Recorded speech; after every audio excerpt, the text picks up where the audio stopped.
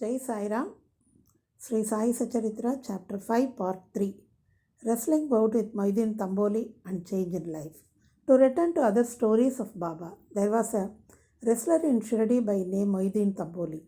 Baba and he did not agree on some items and both had a fight. In this, Baba was defeated. Thenceforth, Baba changed his dress and mode of living. He donned kafni, wore a langot, and covered his head with a piece of cloth. He took a piece of sackcloth for his seat, sackcloth for his bed, and was content with wearing torn and worn out rags. He was always saying, poverty is better than kingship, far better than lordship. The Lord is always brother of the poor. Gangajir was also very fond of wrestling. While he was once wrestling, a similar feeling of dispassion came over him, and at that proper time he heard a voice of an adept saying that he should wear out his body playing with God. So he too gave up his samsara and turned towards God realization. He established a mat on the banks of the river near Punjab and lived there with disciples. Sai Baba did not mix and speak with people. He only gave answers when he was questioned. By day, he was always sat under the neem tree, sometimes under the shade of a branch of a babul tree near the stream at the outskirts of the village. In the afternoon, he used to walk at random and go at times to Nimogan. There he frequented the house of Bala Saheb Dengale. Baba loved Mr. Bala Saheb. His younger brother named Nana Saheb had no son. Though he married a second wife, Bala Saheb sent Nana Saheb for taking darshan of Sai Baba. And after some time, with his grace, Nana Saheb got a son. From that time onwards, people began to come in numbers to see Sai Baba. And his fame began to spread and reached Ahmed Nagar.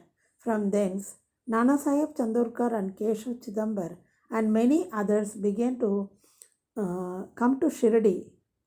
Baba was surrounded by his devotees during day and slept at night in an old and dilapidated masjid. Baba's paraphernalia at this time consisted of a chilim, tobacco, a tumbrel, long flowered kafni, a piece of cloth around his head, and a satka, which he always kept with him. The piece of white cloth on the head was twisted like a matted hair and flowed down from the left ear on the back. This was not washed for weeks. He wore no shoes, no sandals. A piece of sackcloth was his seat for most of the day. He wore a cowpin, and for warding off cold, he always sat in front of a dhuni, facing south with his left hand resting on the wooden railing. In the dhuni, he offered the oblation, egoism, desires, and all thoughts, and always uttered Allah Malik. God is the sole owner. The masjid in which he sat was only of 2 rooms dimensions, where all devotees came and saw him. After 1912 AD, there was a change. The old masjid was repaired and a pavement was constructed. Before Baba came to live in the masjid, he lived for a long time in a place, Takia, where with gungur on his legs, Baba danced beautifully, sang with tender love, turning water into oil. Sai Baba was very fond of lights. He used to borrow oil from shopkeepers and keep lamps burning the whole night in the masjid and temple. This went on for some time. The Baniyas who supplied oil gratis once met together and decided not to give him oil. When, as usual, Baba went to ask for oil, they all gave him a distinct no. Unperturbed by Baba, returned to the masjid and kept the dry wicks in the lamps. The Baniyas were watching him with curiosity. Baba took the tumbrel, which contained very little of oil, put water into it, and drank it and forced it fall in the container. After consecrating the tin pot on this way, he again took water in the tin pot and filled all the lamps with it and lighted them. To the surprise and dismay of the watching Baniyas, the lamps began to burn and kept burning the whole night. The Baniyas repented and apologized. Baba forgave them and asked them to be more truthful in future. The pseudo Guru Jawar Ali, 5 years after the wrestling bout mentioned above, one fakir named Ahmadnagar from Ahmadnagar by name Jawar Ali came to Rahata with his disciples and stayed in Bakhal near Veerabhadra temple. The fakir was learned, could repeat the whole Quran, and had a sweet tongue. Many religious and devout people of the village came to him and began to respect him. With the help of the people, he started to build an Idgah, a wall before which Mohammedans pray on Idgah day. Near the Veerabhadra temple, there was some quarrel about this affair, on account of which Jawar Ali had to leave Rakhata. Then he came to Shredi and lived in the masjid with Baba. People were captured by his sweet talk, and he began to call Baba his disciple. Baba did not object and consented to be his chela.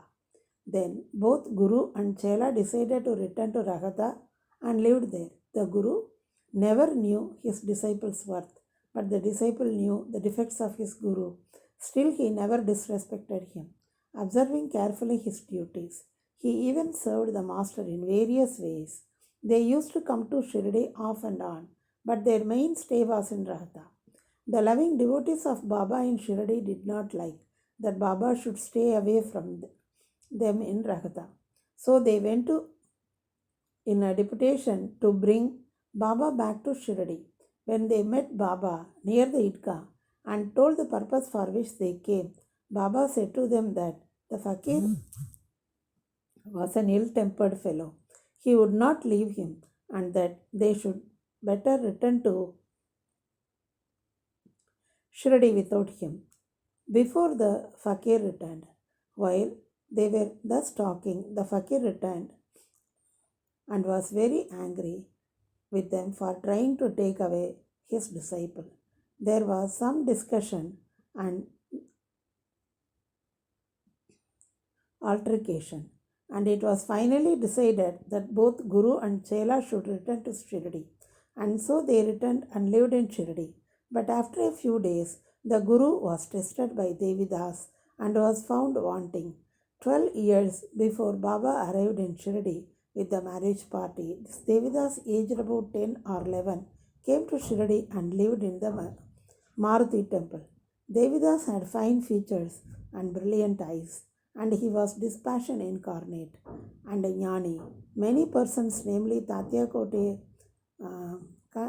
Kasinath, and others, regarded him as their guru. They brought Jawahar Ali in his presence, and in the discussion that followed, Jawahar was worsted and fled from Shirdi. He went and stayed in Bijapur and returned after many years to Shirdi and prostrated himself before Sai Baba. The delusion that he was Guru and Sai Baba was his chela was cleared away, and as he repented, Sai Baba treated him with respect. In this case, Sai Baba showed by actual conduct how one should get rid of egoism and do the duties of a disciple to attain the highest end, that is self-realization. This story is told here according to the version given by Mahalsabadi, a great devotee of Baba. In the next chapter will be described Ramanavami festival, the masjid and its former condition, later improvement, etc. Bow to Sri Sai. Peace be to all. Jai Sai Ram.